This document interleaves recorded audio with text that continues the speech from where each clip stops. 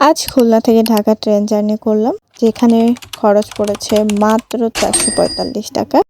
আর পুরো পথটা শেষ হলো মাত্র ৩.৫ ঘন্টায়। আজ আমি শেয়ার করতে যাচ্ছি খুলনা টু ঢাকার ট্রেন জার্নিটা। শুরুটা ছিল একদম ভোর ৬টায় ট্রেন ধরার জন্য আমরা উঠে পড়লাম সূর্যাস্তের আগেই। খুলনা শহর তখন পুরোপুরি জেগে ওঠেনি। স্টেশনে পৌঁছাতেই চোখে পড়লো হালকা কুয়াশায় ঢাকা প্ল্যাটফর্ম আর বুকের ভিতরে জমে থাকা সেই অদ্ভুত উত্তেজনা। ঠিক সময়ে ট্রেনের হুইসেল বাজলো আর ধীরে ধীরে গতি পেতে শুরু করলো আমাদের যাত্রার। প্রথমেই সিটে বসে জানালা দিয়ে বাহিরের দৃশ্য উপভোগ করলাম। সবুজ ফসলের মাঠ, ছোট ছোট গ্রাম আর রাস্তার ধারে দাঁড়িয়ে থাকা মানুষগুলো।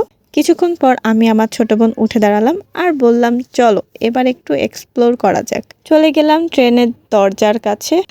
সেই অনুভূতি! ঠান্ডা বাতাসের ঝাপসা মুখে লাগছিল আর দূরে দূরে ছুটে যাচ্ছিল গাছপালা।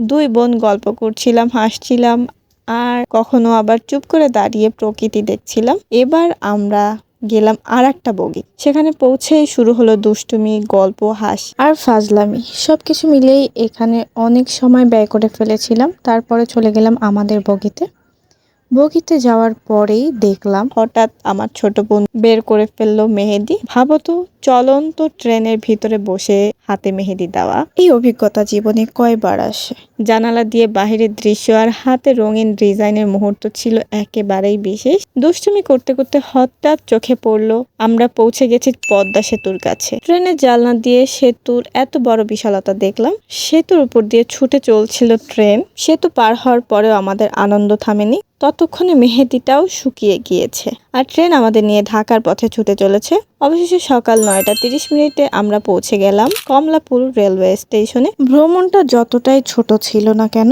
তার থেকে বেশি ছিল আনন্দ, দুষ্টুমি আর অবিস্মরণীয় মুহূর্তে। এই যাত্রা শুধু একটি ট্রেনের রাইড ছিল না, এটি ছিল হাসি, অনুভূতি আর প্রকৃতির সঙ্গে এক অসাধারণ সংযোগ।